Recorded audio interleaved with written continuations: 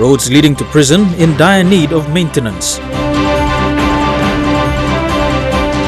Students hand over items bought for earthquake victims.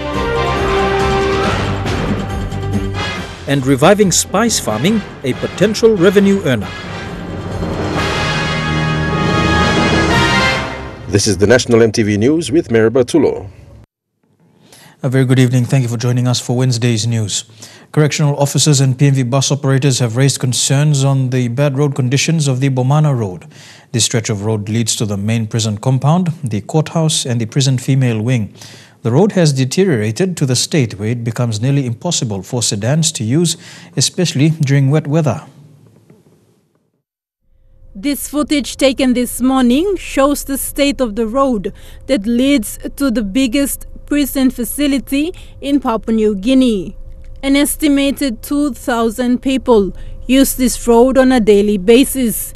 This includes inmates who travel down to the courthouse at Waigani for their court hearings, and the families of correctional officers who go to school or work in Port Moresby. PMV bus operators and vehicle owners say the bad road condition makes it expensive for them to service their vehicles, and because of this, the passengers are charged a fee of 2 kina out of Bomana.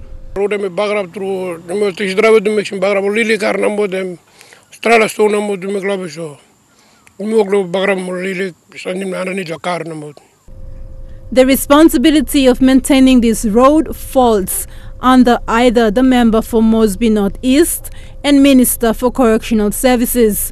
However, over the last 15 years, there has not been any maintenance work done on this road. And we have a national court in Port Moresby, in Bomana, and we also have a biggest jail in the country, but our road has been deteriorated. And in most cases, our prisoners normally go late to court and judges get on us. But our road condition is totally bad. The roads leading into the female wing and the minimum security unit are in similar misery. There are huge craters as deep as 5 centimeters. For the last 3 years, I've changed the sockets about two times. And still our cars are really going down. And most of the small cars don't run on this road. Given the bad road network leading into Bomana Jail, it normally takes 10 minutes for warders to transport inmates out of the prison facility and onto the main highway. National Court Judge Justice Manuel Mogis has described the road conditions as a disgrace and says the road needs urgent attention from those in authority. Thakla Gunga, National EMTV News. Limited medical facilities and the lack of drinking and eating utensils at Bomana Prison were highlighted as daily challenges inmates face while in custody. These concerns were raised during a visit by the National Court Judge, Justice Manuel Mogis, today. The visit by Justice Mogis is part of the NCD and Central Court Circuit, which is being held at the Bomana Courthouse. Justice Manuel Mogis was accompanied by the State Prosecutor, Pondros Kaluwin, and the Acting Public Solicitor, Edward Maimu. The visit was a mini-court user forum where Justice Mogis spoke to remandees on how the judicial system works and listened to their concerns. So this time we talk about court user forum too. And most of court user forum look needs belong you play it. Because needs believe in long house calabus. And we different lo needs belong man long other side. So you more better you focus on one kind something through me can walk him long. How do you play long stable here or some you play or treating you play according to law. Long this morning by God Bami conducting one legal exercise. Justice Mogis said he will give priority to remandees because it will fast-track cases and advised warders to ensure those listed for hearing must be escorted to the courthouse. Long you play line long old man by stable long court bloom yet. Long next 2 months or 3 months and by making priority lo you play. I mean so some more at that time we go sit on long court by me had him case blow man only stop wet court. Also the Bami reduce him to the list. Because the list blow me look also me got 30 man. Only stop the wet court only stop the list blow me. So this blood 30 money is list me and by me give the priority. Acting State Solicitor Edward Maimu spoke of the constitutional standards, which does not allow remandees to be accommodated in the same compounds as convicts or juvenile. O lawyers belum stop, me play sanap lo represent him you lo court. Karim case you, where case is ready. If you plead guilty or you plead not guilty, trial by come. The state solicitor are lawyers that represent the accused persons, while the public prosecutors are the lawyers that represent the complainants. Me play got look save long. Suppose you play and talk you play guilty. Through long lawyer blue you play me play got look save long. When I'm kind penalty, when I'm kind sentence, me play can scale him long. You can him in long mark long display. Trouble where you walk him. Now me play can look too long. Display where you come now talk yes and me through me walking. The forum allowed remandees to speak of issues of concerns, which include legal representation and proper legal advices. Thekla Gunga, National EMTV News. Auditor General Philip Naga has been charged with 3 offences by police. Officers charged him with 1 count each for abuse of office, conspiracy to defraud and misappropriation of nearly 250,000 kina. According to a statement from the National Fraud and Anti-Corruption Directorate, Mr. Naga did not follow processes of tendering and approving 2 contracts to Frank Benabo and Associates. The arrest is a result of a lengthy investigation since the year 2014. Mr. Naga will appear in court this week. The Department of National Planning and Monitoring is working to establish the country's first national water, sanitation and hygiene authority. The new authority is part of a series of reforms aimed at fully implementing the government's WASH policy. Minister responsible, Richard Maru, announced this at the launch of the Esa District Water Development Exposition and Exhibition in Alotau earlier this week. The National Water, Sanitation and Hygiene Authority, once established, will be the country's regulator for water and sanitation services. Cabinet has now approved for us to establish the National Water, Sanitation and Hygiene Authority, which will, for the first time, the government will have one body, one organization legally mandated to look after water, sanitation and hygiene in Papua New Guinea. Minister Maru says the country is in need of an authority that will take charge of how water services are delivered. What will be the key function of this new organization, you may ask? Its function is first to be the industry regulator for water and sanitation. It will be responsible for all the design standards. So if you want to build a water supply system, whether it's urban or rural, they have to approve the design. The same organization will be also responsible for quality. They have to approve that your water coming out of a system is safe before human beings can use the water. The minister says in order to deliver proper water services, provincial and district administrations must fully embrace the government's WASH policy. This was welcomed by Esa District in the Milembe province after the launch of the Esa District Water Development Exposition and Exhibition.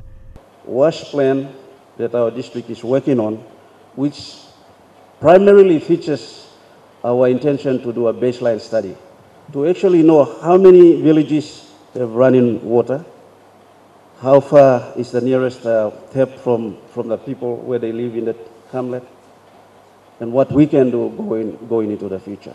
This will also involve a cost-sharing arrangement where all district authorities will be accountable in making sure water services are delivered to every ward and villages.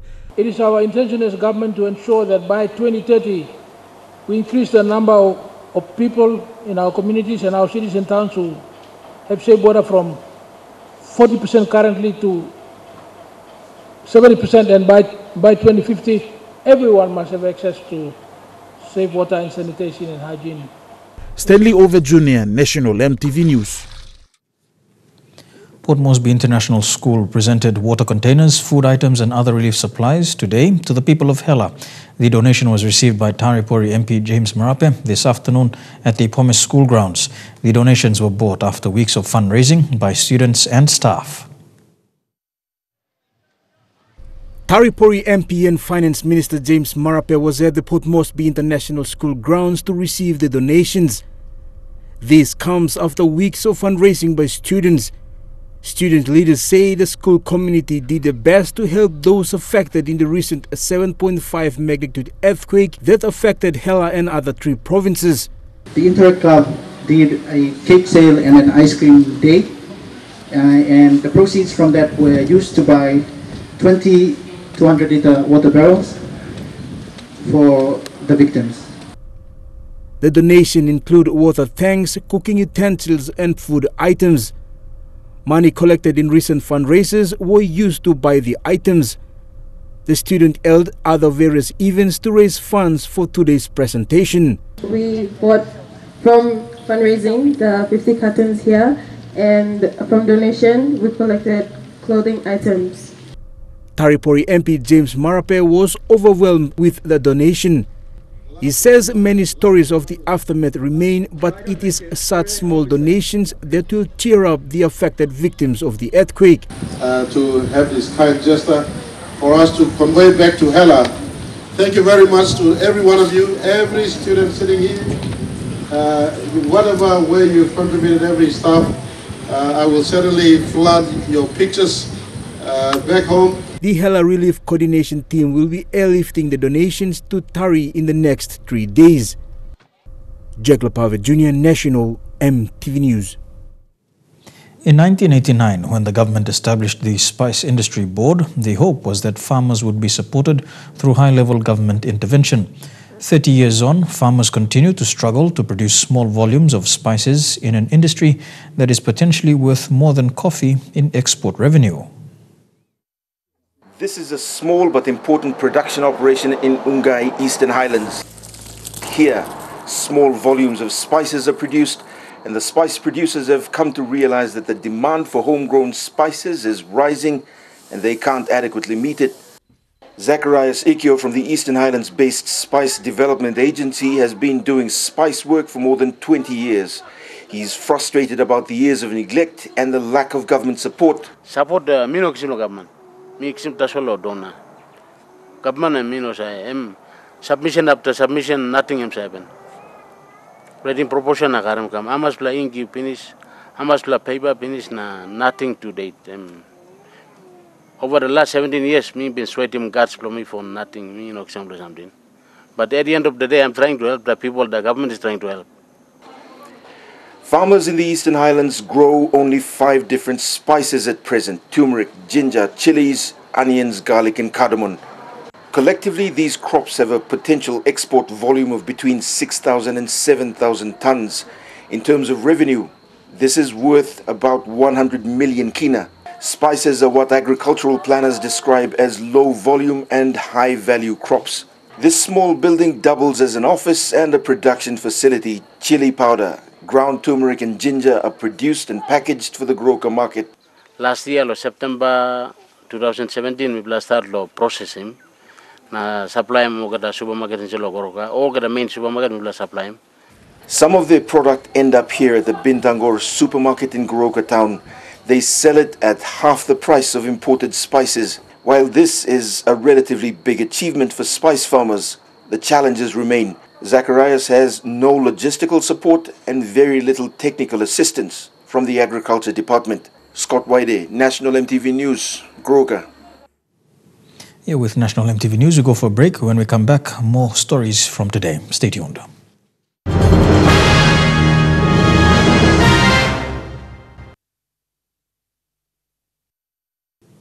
Welcome back to the news.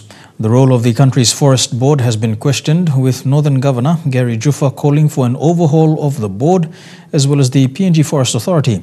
In a media conference today, Governor Juffa claimed the recent actions of the Forest Board in granting a forest clearance authority without following proper procedures for a controversial logging project in his province was highly suspicious.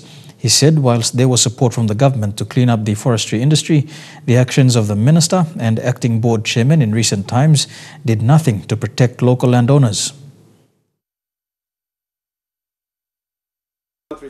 Governor Jufa's comments were in response to recent statements made by Forestry Minister Douglas Tumuriesa and a faction of landowners over what he called an illegal logging project in the Collingwood Bay area in Northern Province. He said the process, which led to the granting of a Forest Clearance Authority on the pretext of an agriculture project in the Collingwood Bay area, was in fact an illegal logging operation. But the processes were not followed. The means by which they acquired the licenses and permits were unlawful or illegally done. According to Governor Jufa, the minister continued to act illegally in recognizing so-called landowners who he claimed were criminals. As far as we're concerned as the provincial government, as the governor, this is a theft of resources. Governor Jufa has indicated that he will be taking the matter of illegal logging in the Collingwood Bay area to court with the support of genuine landowners of Collingwood Bay, where the project is located. We have to investigate this. It takes time, but we are making headway, and I appeal to the minister and his chairman that rather than facilitating a transnational crime, they should step up and take action to protect PNG, landowners, their resources, their interests. That's what we're supposed to be doing anyway. PNG Forest Authority, as far as I'm concerned, has totally lost the plot. It now no longer protects resource owners. It now no longer protects landowners. It is merely facilitating the theft of forest resources by illegal logging companies like the one that was operating in Collingwood Bay until we stopped it. In any forest or logging developments, there must firstly a forest area, and somebody must hold a license to that forest area. It is the process that I'm sure the PNG Forest Authority and its managing director and chairman and minister are fully versed with. You don't just go and issue an FCA over nothing. There must be a forest area. I'd like to know what that forest area is and who holds the license over that forest area. Madang MP Brian Kramer has formally resigned from Pangu Party. He will now lead a new political party, the Allegiance. He made this known today, adding that the Allegiance would be formally launched once the Register of Political Parties completes its registration process. Since 2015, Brian Kramer had been engaged with Pangu Party as its strategic advisor. This saw him run under the Pangu Party banner in the 2017 national general elections on an anti-PNC party platform. However, with Pangu's leader Sam Basil recently switching his allegiance to the PNC-led government, Kramer has now formally tendered his resignation from Pangu Party. A great party that has a lot of history. People say it's an institution, but the institution is built on the people that underpin it. And right now it's no longer has those strategic structures. And so for myself, it was always about the interests of the people. Right now, Pangu Party didn't put the interests of the people first. Following the elections, we put the interests of politics first. Kramer today announced that he will be leading a new political party called the Allegiance. He says it already has a solid membership base with approximately 7,000 members already registered from around the country. So then the strategic decision now was to create a new vehicle that had no history in terms of legacy issues, and that will be owned by the people. We're working now on the constitution of the party that will be extremely robust, that will give the power base back to the people. With Kramer's move to head a new political party, there have been questions on whether more MPs could follow him to this new party. Kramer has said any member movements would have to be made known once pending election petitions were dealt with by the courts. According to Kramer, although the Allegiance is a new political party, it will be guided by its policies which he says will be developed following a nationwide consultation process. To take the party going forward, I intend to go as its party leader. I've had discussions with the executives, and then this party will be built from basically the ground up. We had proposed or mooted an idea of coming collectively. So I was then tasked to go ahead and start to lay down the groundwork for that. Right now, they were in discussions about 4, 5, 6. They are still sitting and undecided on whether they will come across or make that commitment.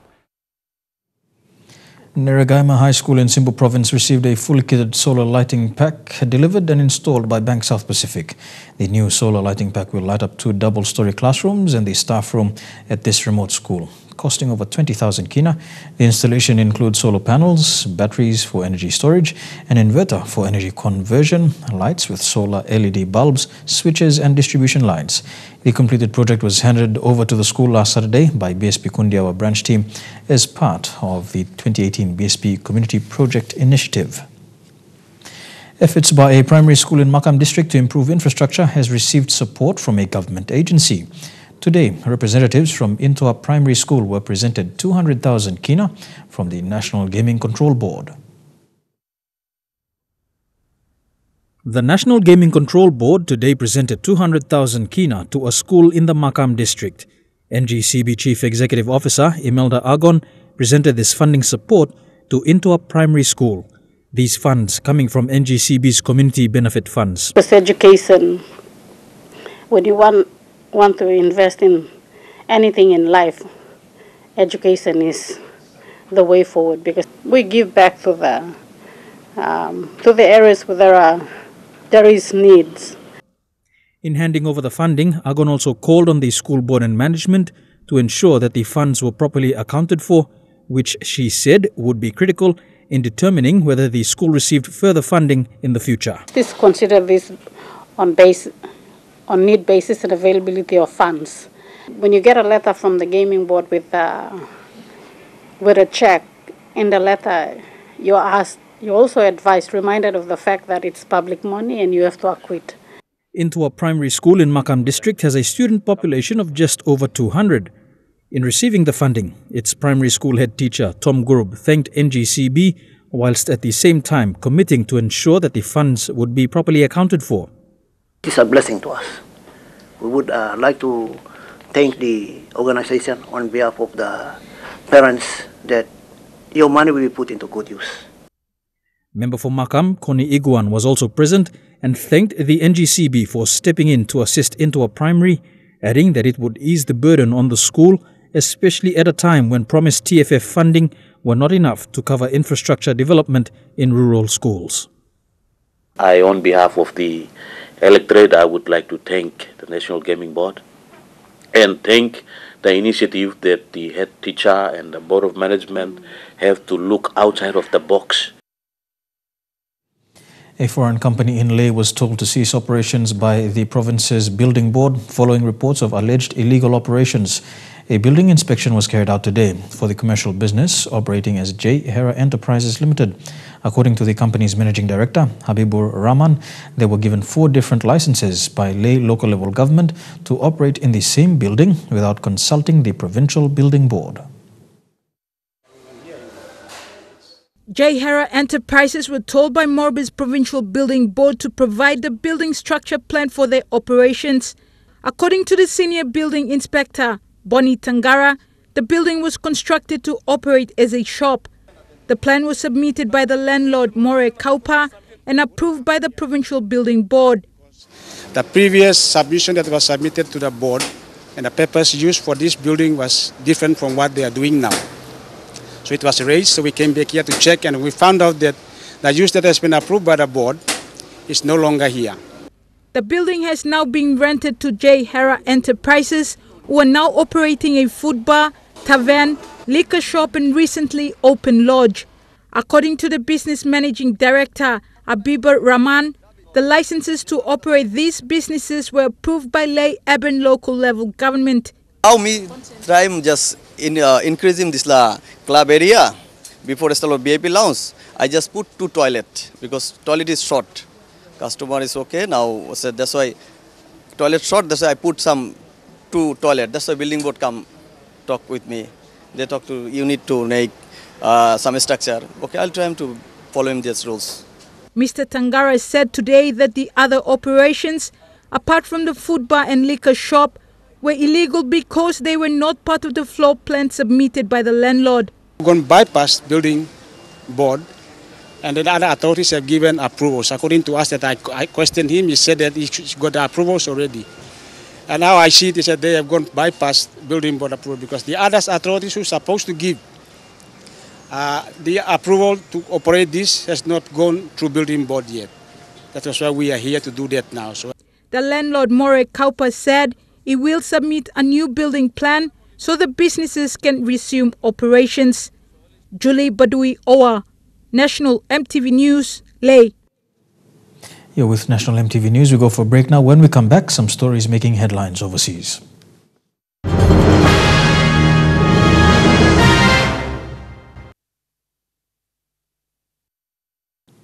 Welcome back to the news. Turning overseas now, far north Queensland is bracing for more severe weather as the muddy cleanup begins from yesterday's flood emergency. The Weather Bureau is concerned a cyclone could form over the Easter weekend. The intense flash flooding following ex-tropical cyclone Nora was 2 nights ago, but the massive cleanup job has barely begun. A caravan park in the Redlinge Valley was the worst hit site in Cairns. Owners Russell and Janine Drayton are devastated. The final damage bill will be in the hundreds of thousands of dollars. Local tradies, friends and family have taken days off work to help them start operating again as soon as possible. Some young guys here, my son's mates, just a bunch of tradies that just over the top with them. They're just fantastic, and their girlfriends all been here cleaning out. A lot of locals have been in here offering help. Floodwaters receded overnight and suburbs on the northern beaches are no longer isolated with roads reopening. Residents have begun clearing mud and debris after Monday's midnight torrent. The bottom level of Peter Cumberland's Yorkeys Knob home went under. Both family cars were submerged, her washing machine was floating, many household items including her wheelie bin disappeared up the street in the strong current. It's pretty shocking, pretty sad. And just walked down this morning and just seen everything just covered in mud. It's going to be disgusting to clean up. The Premier today is visiting Cape York towns which were in Nora's firing line. Financial assistance is now available for residents in the hardest hit communities. But there could be more heavy rainfall to come. Authorities are keeping watch on a tropical low in the Coral Sea, which could do a U-turn and bring another deluge over the weekend. Russia's ambassador in Canberra insists his country does not have spies and accused the government of blindly following Britain and the United States. This comes after 2 diplomats were expelled from Australia over the nerve gas poisoning in the UK. Accusing Britain of seeing no evil, hearing no evil, but putting the blame on Russia without the evidence. Why do you believe Britain? The beginning of a Cold War, according to the Russian ambassador to Australia. All this anti-Russian campaign. Foreign Minister Julie Bishop stands by Australia's move to expel 2 Russian diplomats, describing today's hour-long press conference as Russian propaganda. Australia condemns the use of chemical weapons anytime, anywhere, by any country. Russia has denied any involvement, saying there's no proof Moscow is behind the nerve agent attack, today claiming it's a British conspiracy which has seen 150 Russian diplomats booted from their embassies around the globe. Very primitive and incompetent provocation, well orchestrated by Britain. Foreign Minister Julie Bishop has confronted the Russian ambassador this afternoon over his country's alleged involvement in the chemical attack, while reminding him the expelled staff now have just 6 days to leave the country. It's another issue of contention. The ambassador says they're career diplomats, not spies. No, because we don't have spies. That's the situation. And actually, you are asking, that's funny. A laughing matter for some, but for the 2 victims of the chemical attack in Britain, they're still in hospital and may never recover. A sick little girl had a much-needed break from treatment and spent the day learning how to be a firefighter. Ariel had a first-hand tour of a CFA truck and received her own special uniform ahead of this year's Good Appeal. The CFA makes a huge contribution to the Good Friday Appeal, and they have now welcomed a new member into their ranks to help with the fundraising and their firefighting efforts. 4-year-old Ariel is the face of this year's appeal. She's a huge fan of the television show Fireman Sam, and she joined her heroes at the CFA for a day. Dressed in her very own jacket and hat, Ariel can now put out a fire with the hose. Another favourite part was going for a ride in the fire truck with the sirens blaring. The CFA members will be shaking the tins for donations on Good Friday and raising money for the appeal. The money they collect will help children like Ariel. The left side of her heart wasn't functioning minutes after she was born and she was rushed to the Royal Children's Hospital. At just 8 days old, she was fitted with a mechanical support system called a Berlin heart for 5 months until she was strong enough to have a heart transplant. Like you could see, she's very bubbly and enjoying the limelight and all the attention. It's fantastic. She's a very vibrant and beautiful little girl, and we've had a lot of fun.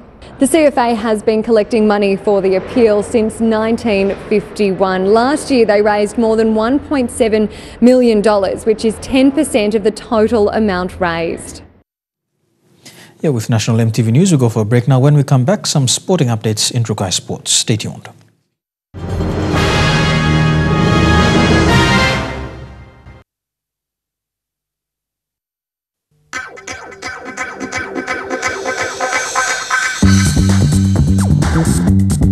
Trukai Sports.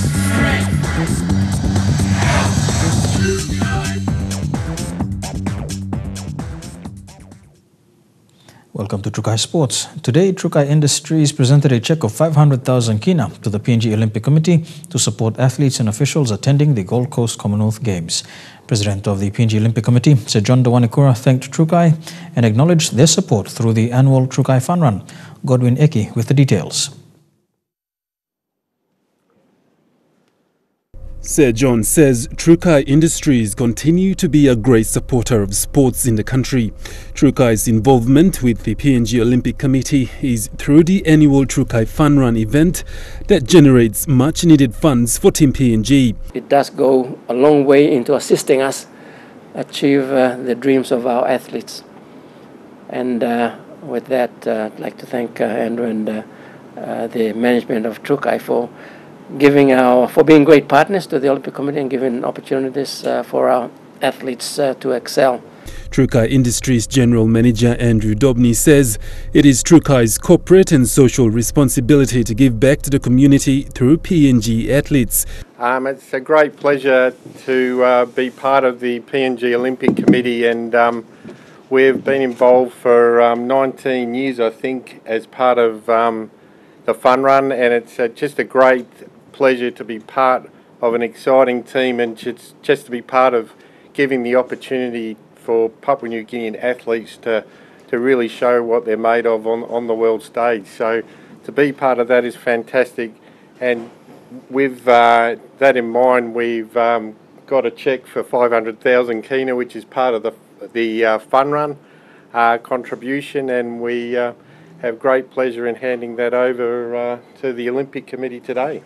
PNG Olympic Committee saying they do a good job in developing sport and ensuring that PNG is represented at the world stage. Fantastic news that we received today. Part of the contract is we receive 500,000 kina regardless of the number of t-shirts sold. Having said that, the Fun Run is on the 24th of June and we still have a lot of t-shirts to sell. Secretary of PNG Olympic Committee Ovita Rapila says with Trukai Fun Run still to come, corporate business houses are encouraged to purchase more Trukai Fun Run t-shirts. While Commonwealth Games are set to start on 4th of April, Trukai Fun Run will take place on June 24th in the country.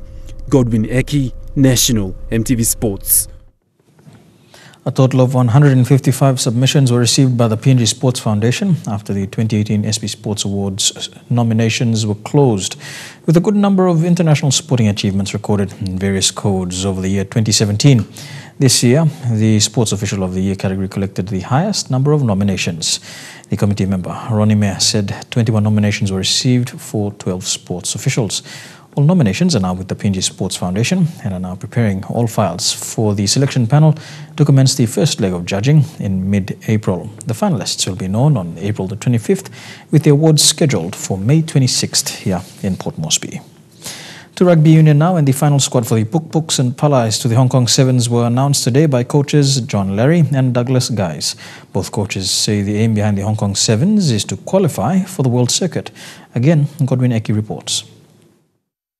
Pokpoks will compete in Pool F in Hong Kong against some of the top nations in the likes of Zimbabwe, Germany and Hong Kong. Coach Douglas Guys says the final team announcement today will have to play hard to make it out of the pool stages. All these teams are well backed, they're all good teams and they know how to get to the final and they will know how to fix up the mistakes to reach the circuit to win the tournament. So we've got our work cut out for us. It's going to be a tough pool, but in saying that, we've got a bit of confidence, especially after Hamilton, Sydney and Hamilton. We've got a couple of good wins, and we're quietly confident that given the good bounce of the ball, as you know, in sevens, we should go deep into the tournament. But after being knocked out twice in the semi-finals, Douglas says this time it is very important that the boys do well and make it into the circuit. He says preparations are very important. We actually know where our mistakes were, what our mistakes were, and the biggest thing for us over the last couple of tournaments, I thought reaching the semi-finals, both tournaments, we always ended up finishing with less than our playing complement. We always finish with less than 12 players. So like with the lead-up tournaments, I think we're, especially with Fiji and Maris, I think we're, and having the boys here over the longer period of time in the gym, with the work with the high-performance guys there, I think, let me put it this way, if we finish off with 12 men on a Sunday, 100%, we should be in a good chance of making the circuit, yeah. Palai's coach John Larry, who also announced his final team of 13 players, says Hong Kong is more important than the World Cup as the Palais have already qualified. Our first game was against Kenya. We wanted to take the first game first, and then we have South Africa and then what you got the end. We played South Africa in Brisbane. We had all the opportunity to put South Africa gone, and then South Africa came back and got us a really good. But we got John back and some of the good like Kessenberg back into the team and some of the girls. We have a good, really, I said we have a good string to put South Africa down. In the last years, Hong Kong Sevens Palais finished off in the 5th place after locking horns with South Africa. Major sponsor of Palais ICTSI CEO Edward Ted Mutia says the sponsorship is for 1 year. When you think of the Palais, there's not too many countries that have the men's team and the women's team going to the World Cup, Rugby Sevens World Cup. So I think that's a tremendous outcome for the sport. I think as we all know in PNG and in most countries, gender issues are important, equal opportunity, empowerment, and I think sports is a wonderful way of providing that empowerment. So women, just as men, can demonstrate their skills on the playing field. Both teams will depart for Hong Kong at the end of the week. Godwin Eki, National EMTV Sports. And we'll be back with more of Trukai Sports after these messages. Stay tuned.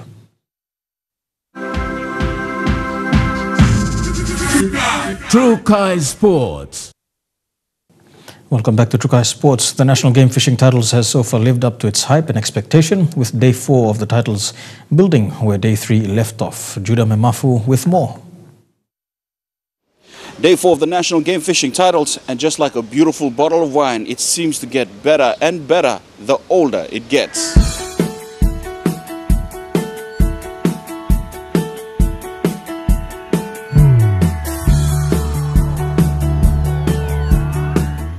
Eighteen boats prepped and headed into what promised to be a great day, including Port Moresby-based Osprey.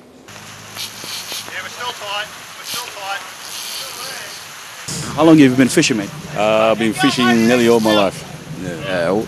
Tell me, there's something special about this catch, yes? Oh, the catch is, quite special. I mean, I haven't fished much for about 6 months now, so it's quite good. It's my first hookup today on a new boat as well. So, so basically quite excited. We've put blood on the boat and caught a fish. Look, I would have preferred to tag it, but anyway, it came up a bit soft, so we took it on board and brought it in and waited. So, yeah. But anyway, it's great. We'll donate it to the hospital and go from there. But look, great to be catching marlin again, and there's plenty of boats catching marlin out there this weekend, which is fantastic. And regulars pelagic? Mate, this Whoppers yours? Yeah, mate, first marlin, so yeah, almost a couple of hours on hook, so yeah, real good fight, so yeah, no, it was good fun. So. Is this your first? Yeah, first marlin, yeah. What was going through your head when the line went tight?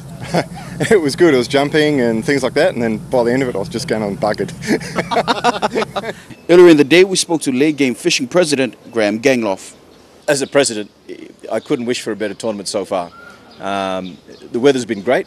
We don't get if we do get rough weather in late, it's not for long periods like, for instance, Moresby or Rabaul, where they get 3 months of southeast and all that. We're very lucky. We're protected by the Huon Gulf. So weather-wise, we're always confident of that. The thing is with the fishing, so this year definitely, even the old-timers can't remember a lay ever being this good. Yes, we've put in 12 fads to assist that. And that's obviously been a big contributing factor for our normal fishing grounds, which are about 20 to 30 nautical miles out of lake.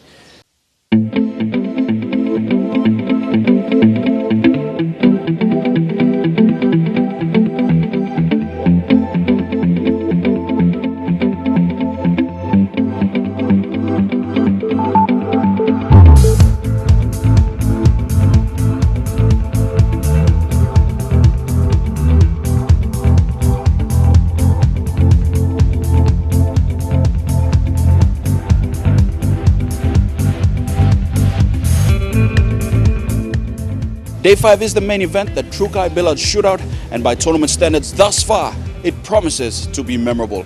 Judo Memafu, National MTV Sports, Leh. To some sports news abroad, and Australia's top swimmers are finalising their preparations for the Commonwealth Games. The squad's head coach says he's confident they can go faster than they did at the recent trials and should come out on top. Training camp. This preparation has been unlike any other for the Dolphins. The trials for selection were held just 5 weeks out from competition instead of several months out, mirroring what the dominant American team does, and the head coach is hoping it pays off. We're definitely aiming to do a good job and definitely aiming to win the meet, if that makes sense. So that's definitely our goal. All of our bigger stars are here. Kate Campbell returning after a year off. Kyle Chalmers having recovered from heart surgery. Dual world champion Emily Seebohm, Olympic gold medalist Mac Horton, the list goes on. Also a swimmer to watch out for, one of our most exciting young prospects, Ariane Titmus. As always, the English will be our main rivals. At the 2014 Games in Glasgow, Australia won 19 gold medals compared to England's 10, but with the English boasting the likes of dual world record holder Adam Peaty, they are hopeful of knocking us off top spot. Built on it in Rio, and yeah, and here we are, and we've got such amazing talent coming through that it's great to see, really. The team heads from Brisbane to the Gold Coast on Saturday, ahead of day 1 of competition on Thursday next week. And that ends Trukai Sports. We go for a break. When we come back, the weather details for Thursday. Stay tuned. Trukai Sports.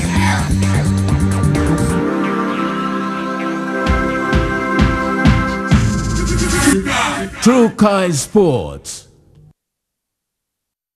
The weather details were proudly brought to you by Dulux, celebrating 50 years in PNG and the only paint made in PNG.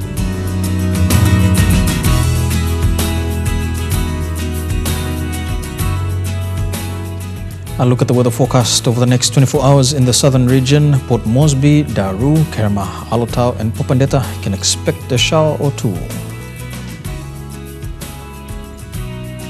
To the Mamasi region, a shower or two expected in Leh, Madang, Vivek and Vanimo. Some showers and rain as well for a while. To the New Guinea Islands region, Lorangau, KVM, Kokopo, Rabaul, Kimbe and Buka can expect a shower or two over the next 24 hours with a top temperature of 31 degrees. And in the Highlands region, Mount Hagen, Goroka, Kundiawa, Mendi and Wabeg can expect showers over the next 24 hours with morning fog.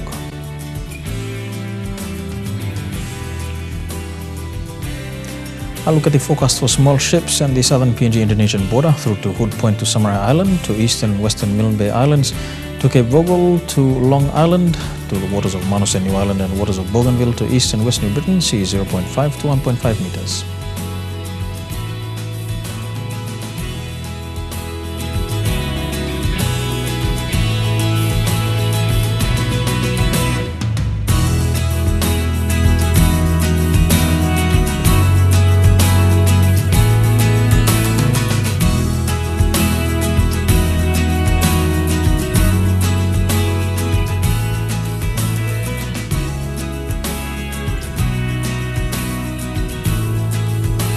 And a look at the ocean forecast for PNG areas. Coral Sea sees rough with west to southwesterly winds at 10 to 15 knots. Solomon Sea sees slight with northeast to southwesterly winds at 10 to 15 knots. Bismarck Sea sees slight with clockwise winds at 10 to 15 knots. And the Pacific Ocean sees slight with west to northwesterly winds at 10 to 20 knots.